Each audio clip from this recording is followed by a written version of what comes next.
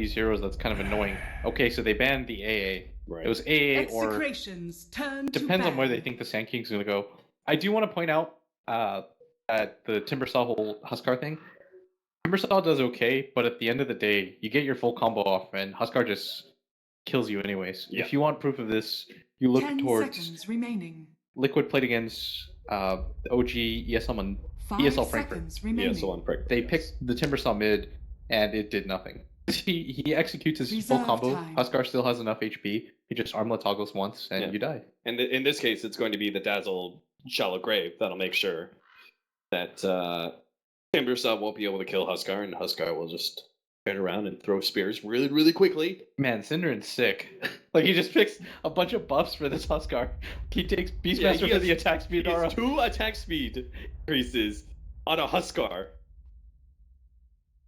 Those burning spear stacks are going to run up so quickly. So you think that in order to truly combat this, you have to kind of throw a lot of things out the window. Whatever ideas you had about the draft, if you're Execration, you have to throw it out the window as soon as you saw that Huskar. Does that mean you fit an axe into this lineup to try and counter the Dazzle?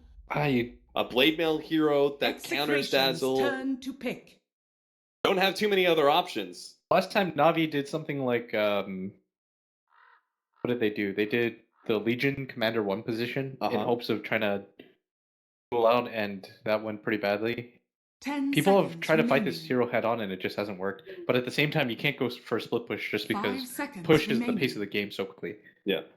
He's not bad at pushing down buildings. Reserve That's time. for sure. He just attacks so fast. He's going to take Roshan if you give him enough space. Synderen. He's been waiting for this one moment. Yeah, you devil you. And there is a Sven, Games, heavy turn to physical pick. damage dealer. Still not sure how they're going to be able to deal exactly with the Shallow Grave and the Huskar. They're going to need some really sick initiations from the Sand King. But it's looking like we are going to have a Marana 10 and Witch seconds Doctor as our remaining. 2 supports. Sven farming away at that top lane. Timbersaw mid and 5 Sand King seconds off remaining. lane. Or Sand King mid, Timbersaw off lane. How's this work? I think it depends on what Escape Reserve last time. pick. 5 They have a lot of seconds options right now. remaining. There's nobody who can really go against that Huskar safe lane though, right? Oh, okay. Koipa's Invoker. Give them a scaling mid just to make sure they've got some good chances still to be able to win the late game if it pushes past 45 minutes. A really good hero at kiting. Sven, do you go Quas Wex if you're matched up against the Timbersaw, or do you still go what has been a bit more preferred in Exort and just farm and split push? I was thinking about this a lot coming into this tournament because I know some people would pick Invoker. And when I saw the Exort Invoker, I wanted to point out in the last game that I think it's an interesting concept, but at the same time, you know what you get out of Invoker. And teams have just been playing faster and faster, kind of led to him not being as relevant.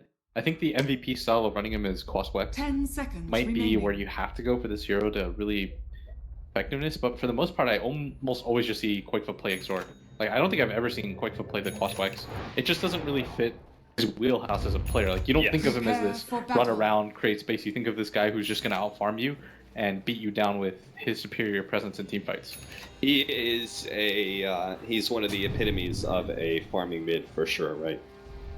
So we are going to have our early push out here in game number 2, Execration versus Escape Gaming. Already Yapsor, under the guise of smoke, has managed to get himself a very aggressive observer ward in the Dire jungle, being able to read the movements of Kimo on the Marana and hopefully be able to keep Koipa in a safe place. Also gets a very aggressive mid ward as well. Again, everything to make sure that Koipa has a good time on the Invoker. Let's talk about the objectives of this game for both teams. I think for Execration, they 30 need to secure the seconds to Sven's battle. jungle stacks. And I think RR needs a really good timing on that Blink Dagger. They can't afford for their main initiating hero in a game like this to be behind at any point in the game. Like, he has to accomplish a lot. Maybe more so than any of the other members of the team. And on the flip side, I think Escape, they have to contest this this ancient stack area, and they have to do it before the Sand King gets something that can allow them to team fight. And then from there, the game becomes very standard. all in on this Huskar, right? The You just keep battle buffing him, begins. Yeah. making him unkillable. You go for the Roshan and you go for the high ground as a result.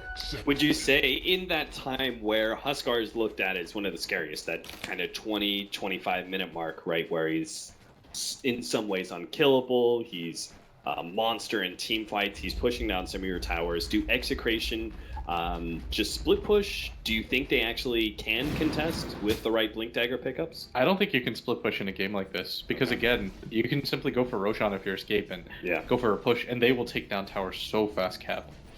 Well, they knew it was going to be a Timber Saw mid, so they went ahead and put Era on the Huskar in our mid lane, and we are actually going to be having Koipa farming down at bottom lane. Instead, Abed is already feeling the burning sensation from those spears as he's trying to get whatever CS he can, but it is going to be hell to pay every single time he gets a single CS.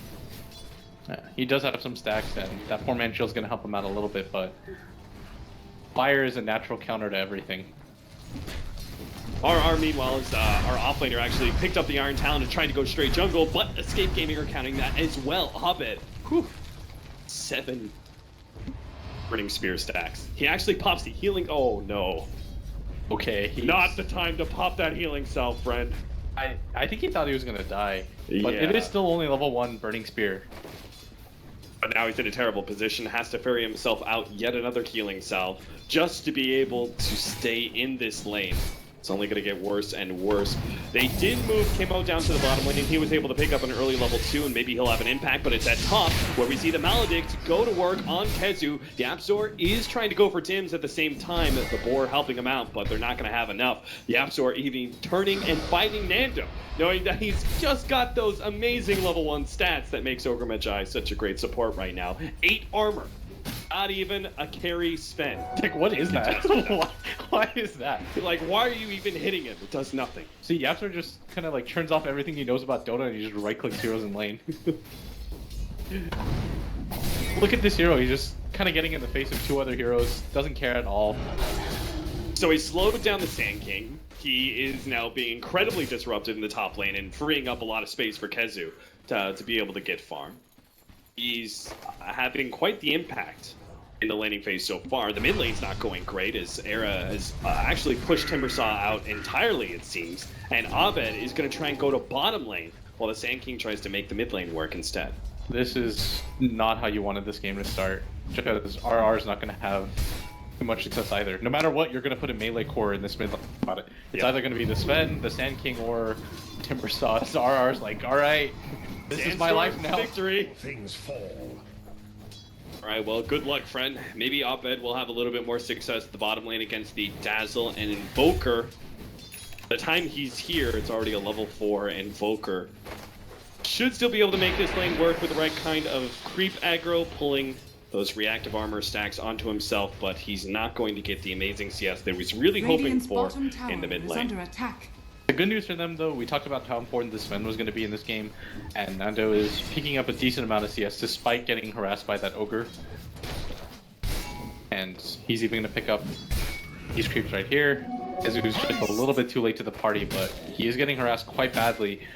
And Courier isn't Don't used. stick around here. Gets off the Sandstorm. They actually drop the counter work. We'll still be able to get the stun, and this is looking to be our first blood. The Burning Spears takes him out. Yapzor is actually the one to pick up kill off the Ignite. That's exactly what you want to see in Ogre do. Just get abusive, because it is hard to stop this hero from just running at you.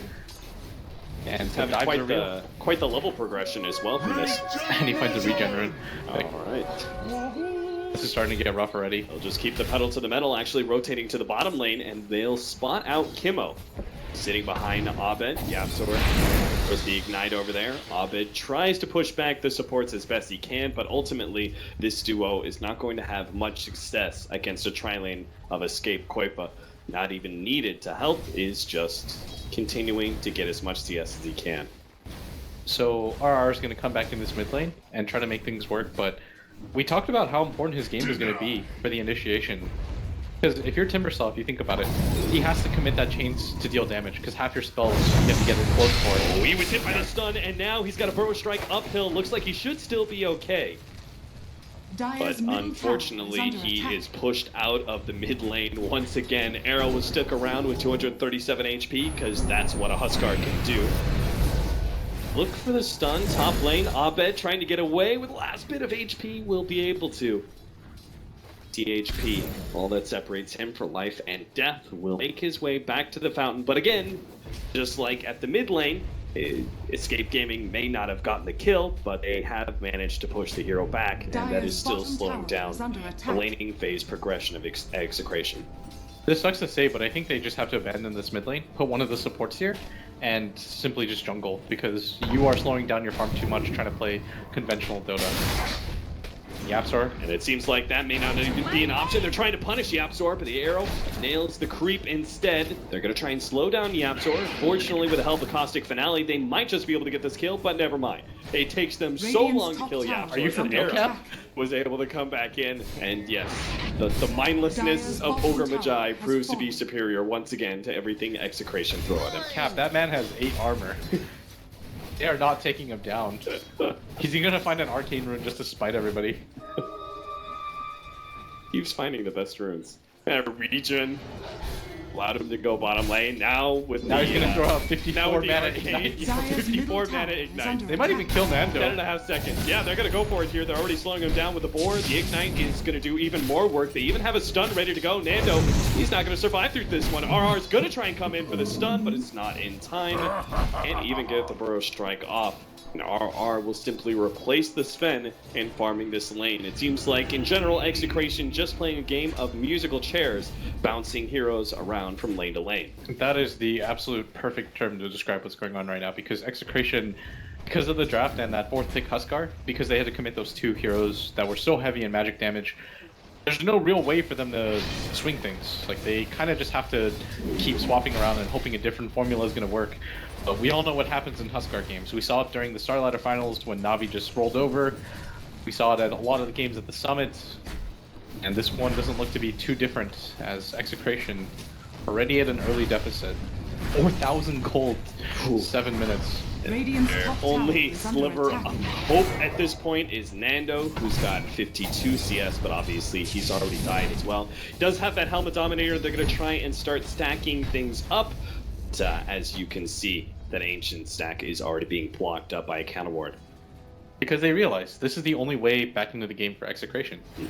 If you understand that their winning condition is they have to get these stacks off and get that Sven large enough to battle one-on-one against the Huskar, then all you have to do is continuously put a body on there. Radiant's It top doesn't matter tower how many is under wards attack. you have to commit or how many heroes you have to commit. Do not let this Sven get Ancients if you're Escape. Yeah, they've got 2 different, not just the counter ward, but 2 different observer wards placed around that area just to be able to make sure they have full control of the Ancient stack. Execration will not have that opportunity available to them. They don't care about vision anywhere else on this Dire's map middle because they know tower that is under they're getting attack. so much off of the laning phase, and Execration are reeling from the fact that they can't really do much here.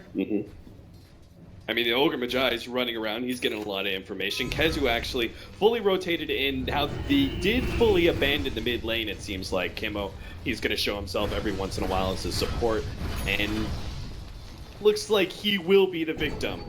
Kezu's smoke wrap around his Kimmo, unable to get off the lead in time. They are going to have the Sunstrike over the top, which means Koipa will take the kill.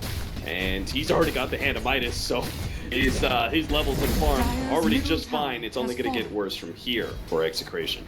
Yeah, there's just nowhere that they can really reliably gank anybody at. This Invoker almost always had that Dazzle behind him. In that top lane, the Beastmaster was supported by that Ogre, who we already talked about, Dire's middle 10 tower armor on is him. under attack. And that Huskar just... You have to kind of forget about it. He's already got an armlet. So there's no real way for Execration to get back into this game, even by going for any sort of engagement. So they just kind of playing the pace of the game. Maybe hope that Escape overextends somewhere. You don't think they can even, like, just go for something that was, like, really different? Like, 5-man smoke the bottom lane or something? Like, That might actually work. it's just something so off the wall that maybe it catches Escape Gaming by surprise.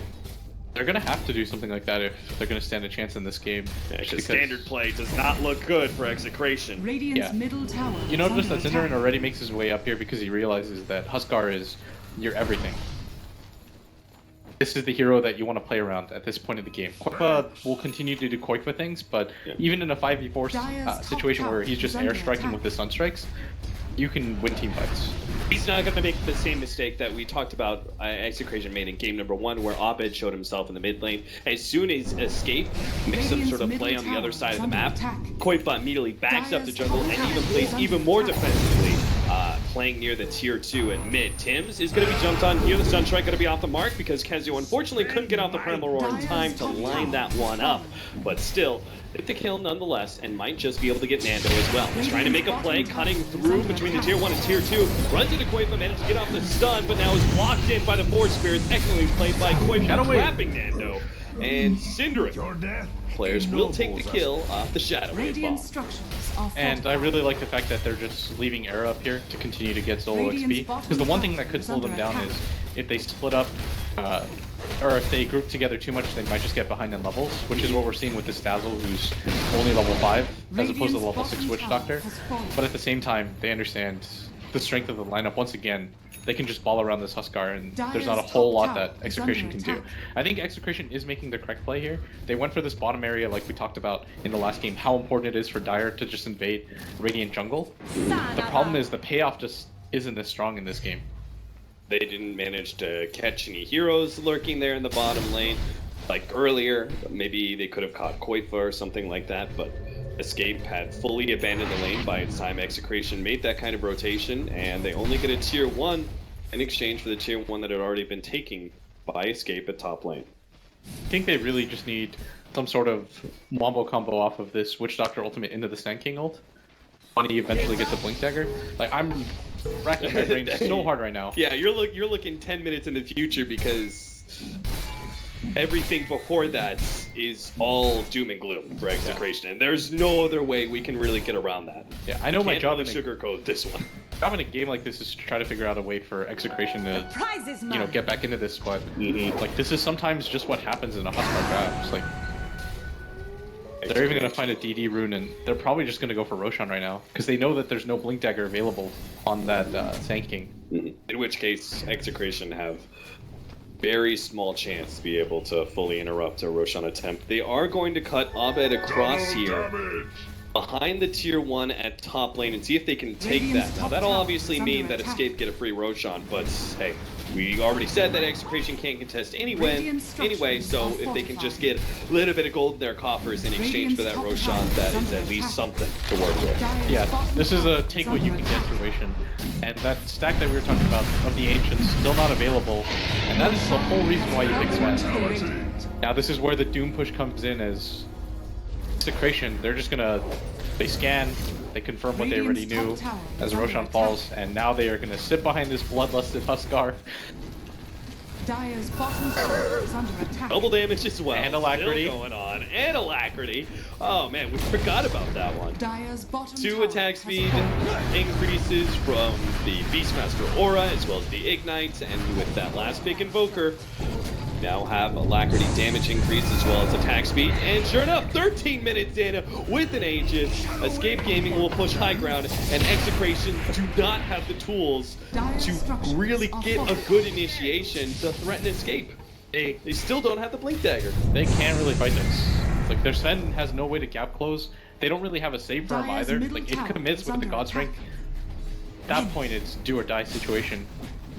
They're gonna pop the Mirana ultimate, but it's gonna get spotted out as R was farming mid, and Escape are just gonna sit behind the Aegis and essentially dare Execration to make a move on an Era. So many things coming on, the Weave, the Alacrity, the Bloodlust. And puts in her Vitality on himself just to make it easier. Kimo is going to be the first target, spotted out there. Taken out from a blast from the Ogre combined with the Primal Roar. Those two being down, maybe Execration will have a moment's respite, but it doesn't look like an Era. It's actually looking rather healthy. The Timbersaw is trying to slow him down as best he can, but it looks like an Ender Vitality will actually outdo the damage of the Chakram. And they're rapidly running out of mana. Tier 3 tower down. This only gets easier for Escape if they now push against the Raxes. We haven't even hit that 15-minute marker. The range rack's already down. Melee rack's coming up next. Execration still not making the initiation because they just don't see a window. They sell everything for RRB. Will pick up the blink dagger, gets the jump on the arrow, but it doesn't result in anything. He actually turns, jumps onto Nando, might just be able to finish him off with one more swing. Nando can't get away. The burning spears are too much for him to handle, and Era, a beast, still has not died. The shallow grave saves his life and keeps the Aegis intact. They have so much gold now. Execration still without a kill in this game. 10,000 gold lead, experience drifting in a similar position. And they are probably scratching their heads right now, trying to keep their TI hopes alive, continuing to farm whatever they can before the next assault comes, but they only really reasonably get another chance at this because this is a 15-minute double Rex. Well-gotten gains. A full-on halberd is coming in now for our Huskar. So a very early big strength increase, as well as now you have a disarm to play against the Sven, as well as an evasion chance. Yeah, they'll just do the same thing again. They'll play behind this Huskar, similar to what they did with the Tiny and the Healing Ward. How do you buy yourself time as Execration? 2 minutes until the Aegis goes down. Maybe Escape won't push high ground if that Aegis is intact, but how do you buy yourself 2 minutes? I think you just have to take the fight right now. Doesn't matter what it looks like at this point. You can't afford to get a second set of racks down in just 16 minutes into the game. Era deals too much damage. You hope for a dream fight right now with RR and this Witch Doctor. They're smoked up. They're looking for it. Here he goes. The jump in, epicenter straight on through, the Burrow Strike only landing onto Era. They pop the God Strength. Looking to be able to finish Arrow off, but he already had the Shallow Grave down, and Execration forced to retreat. Find themselves some time. Tim's going to work with that Death Ward, and they will be able to take him out. Aegis down, and Era rather deep inside the base. RR thinking about slowing him down with a Burrow Strike. No, actually doesn't go for it, just hoping that Escape will themselves run away, making this job a whole lot easier for Execration. Double stun, Cockroach on the way in, but can finish up the creeps, and Escape will continue to beat on this melee Rax. It's going to be 2 lanes of Rax down before the 20-minute marker, as it seems Execration have run out of steam once again. Yeah, even with the Aegis down, without any of the ultimates available, there's no way that they can take this fight. For them, they don't have any casualties on their side as nobody goes down for their troubles, but still, losing a Rex in that kind of fashion is going to be pretty disheartening. I think Escape can just continue to do what they've been doing and go for this top tower. If they really want to secure this game, they can just wait for the next Roshan and reset. Look at the way Escape put themselves very defensively behind Era. Were not in range of that epicenter one bit. All they had, the only target available for Execration when it came to the initiation, was Era on the front lines, and that just meant only an Aegis would go down, and Execration did not have an opportunity for any follow-up past that. That's disciplined play. Like, they present the target of Era. They said your only condition for winning this game anymore is if the Sand King gets a multiple hero epicenter off, so they take away that possibility entirely. Now have a blink dagger for the Huskar, so he can go ahead and pull a little seek and destroy if he wants to, and pursue Execration all the way into the back lines. But first, gonna take down this tier 2 and go for the siege onto the tier 3. Epicenter is back up. They're gonna go for the smoke once again, wrap around, see if they can find a better target than Era. They've got to get this backline if they're going to have any success in this team fight. Once again, Escape are keeping themselves pretty well spread. The epicenter about to go in, blinks in, and they'll be able to make the jump on a Koi with a fall up there from Abed, but it's just not quite enough damage. RR gets ripped a new one, and so does Abed. He makes a long jump in across to the trees, but he burns away, and Koipa will take the last hit. It all just comes down to Nando with the full God strength, but that is it.